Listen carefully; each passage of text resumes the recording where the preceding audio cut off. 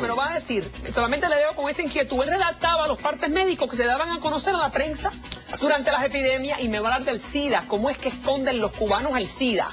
Ya regreso.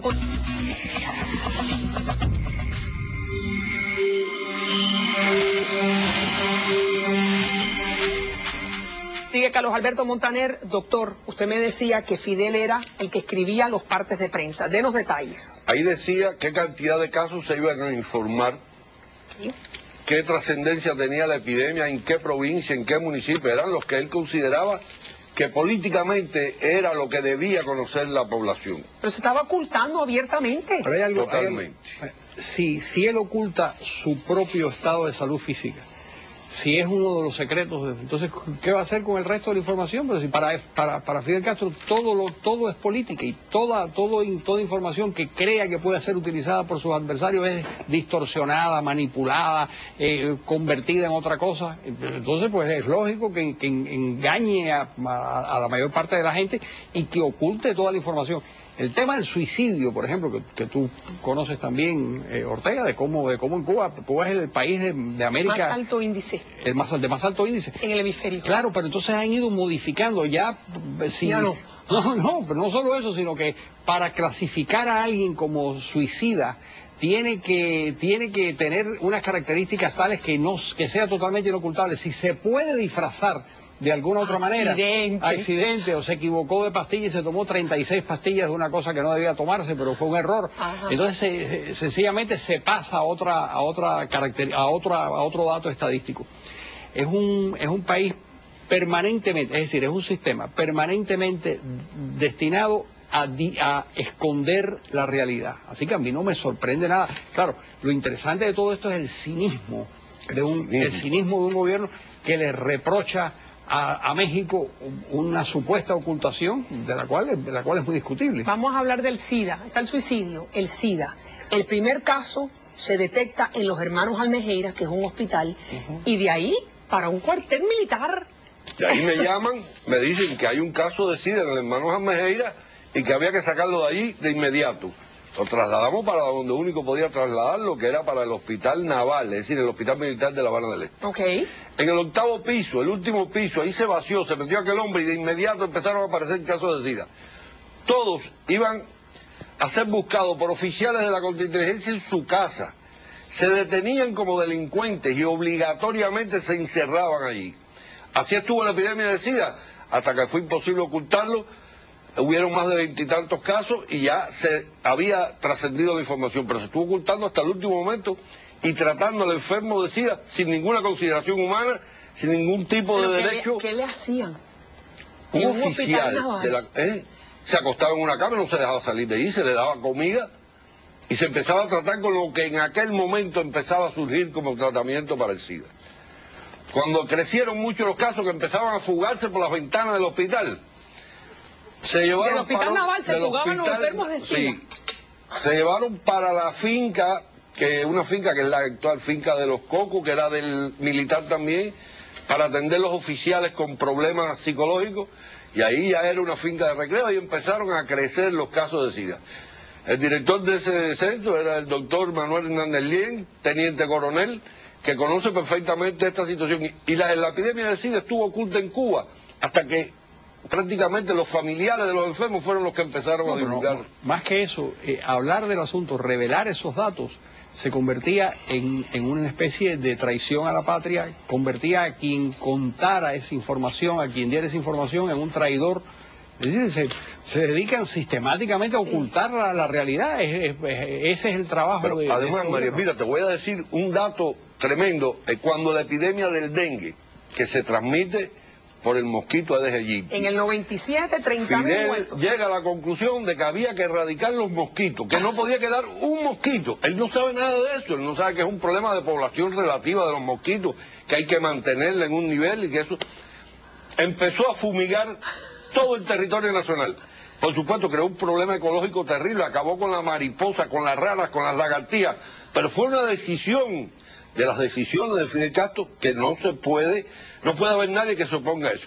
Y hay otra cosa. Pero tú has escuchado lo que me acaba de decir. Sí, Como sabía Mao eso. Zedong cuando mandó a matar los gorriones. Yo conocí ese detalle, sí, Cuando mandó a matar los gorriones porque estaban acabando con el arroz en China. Cuando Y cada Mao chino mandó. tenía que matar no sé cuántos gorriones. Sí, y lo mandó a saltar. Ya, para Pero que- te voy a decir otra cosa. El viceministro de Higiene y Epidemiología, cuando la epidemia que hubo posteriormente del dengue, que se empezó a manipular una serie de casos con problemas para caminar, con dolor, etcétera, empezaron a investigar y el viceministro de Higiene y Epidemiología se apareció en esa reunión diaria a decir que se había llegado a la conclusión de que el problema era un problema nutricional.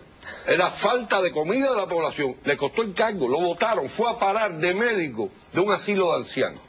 Ese es el doctor Héctor Terry Moliné, que está vivo y está ahí. Pero yo creo que ocurrió también. Para que veas qué cosa también más. Se le complicó con la epidemia de neuritis óptica. Ese joven la no epidemia se podía de definir neuritis, por la de falta de comida. Neuritis, que fue cuando desapareció el huevo de la libreta de almacenamiento. Ahí se le empezó a echar la culpa Ahí- hasta la col. Y fue un problema de nutrición muy grave. Hubo 60.000 casos de neuritis. Bueno, Explícale a la población esa que no información la los dio hermanos latinoamericanos, que era una condición que la gente se empezaba a quedar ciegos. Sí, hubo miles de ciegos. Miles, y no se sabía por qué los cubanos se estaban quedando ciegos, y entonces el gobierno se lo atribuye a que eran unos bebedores y unos fumadores. Exactamente. Y no es así, dígame. Y empezó a buscar otras causas, pero la causa que llegó, la conclusión de la comisión especializada, fue un problema de nutrición. Le costó el cargo. Le costó el cargo. Le costó el cargo, pero además creo que internacionalmente dio cierta información este doctor Héctor Terry Moliné,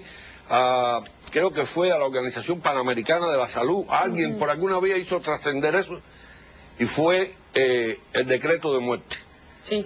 Y, amigo suyo. Sí, claro. ¿Y dónde está el señor ahora? Bueno, Empallamado. Empallamado en su casa.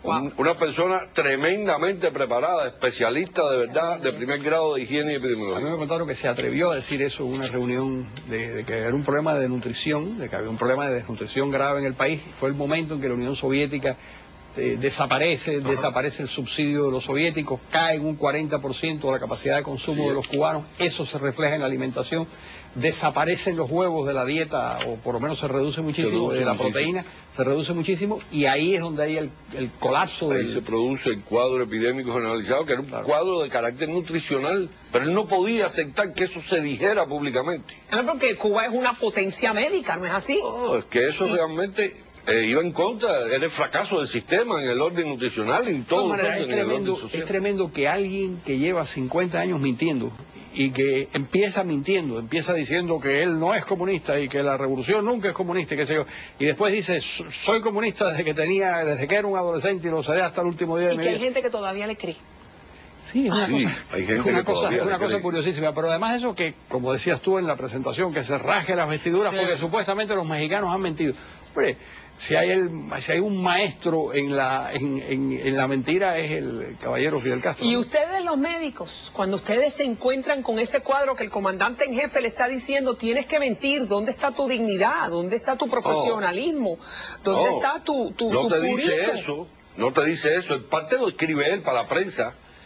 Nosotros teníamos a nuestro cargo la atención de los casos de SIDA, y él fue un buen día allí para ver aquello. Desde que entró por la puerta, que yo lo estaba recibiendo allí, empezó a hablar del SIDA. No me dejó abrir la boca. Él sabía más del SIDA, se había preparado, por supuesto se veía que se había documentado. Empezó a hablar del SIDA y dijo lo que había que hacer y cómo había que tratarlo. Y al final me dijo, ¿tienes algo que decir? Y yo, no, eso fue todo. ¿Entiendes? ¿Qué es lo que él necesitaba saber que usted no le dice? ¿Tú sabes No, lo que- nada, él iba a ver allí qué había que construir, qué tipo de condiciones había que crear a todos aquellos enfermos que habían allí. Pero Fue eso- con el ministro de la Construcción. Y allí se empezaron a hacer edificaciones para poder mantener toda aquella gente allí. Claro, estaban metidos no era un campo de concentración, pero era un centro de reclusión. No, pero era un cerco cerrado con vigilancia policíaca, Y púas. alambre de púa, y no Ay. se podía salir. Está Que hay que contando. destacarlo para que los hermanos latinoamericanos sepan de que metieron a los idosos en un campo de concentración bonito. ¿No es así? Sí, de lo que está contando el doctor Ortega, hay una cosa muy interesante porque es sobre la psicología de Fidel Castro. Fidel Castro llega y entonces en vez de preguntarle al médico para enterarse, Sí. él le dice al médico, porque él necesita que toda persona que esté junto a él esté emocional e intelectualmente subordinado a su autoridad.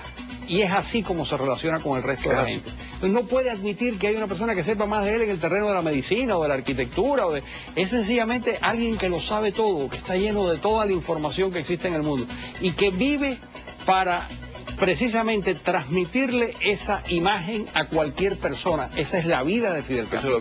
Cualquier persona que se sienta al lado de él necesita deslumbrarla permanentemente con su sabiduría infinita. Y es un pobre idiota que... Fue incapaz de hacer una sola pregunta a nosotros y a los médicos que estaban allí sobre el SIDA, sobre cómo era el comportamiento de la enfermedad. No fue una sola pregunta. Bueno, él vivió en su propia carne, en su pellejo, lo que tú acabas de decir. Intentó deslumbrarlo, pero usted sabía más que eso, ¿verdad, médico? Gracias. Así es. Gracias por estar siempre bienvenido. Gracias, Carlos Alberto. Un placer.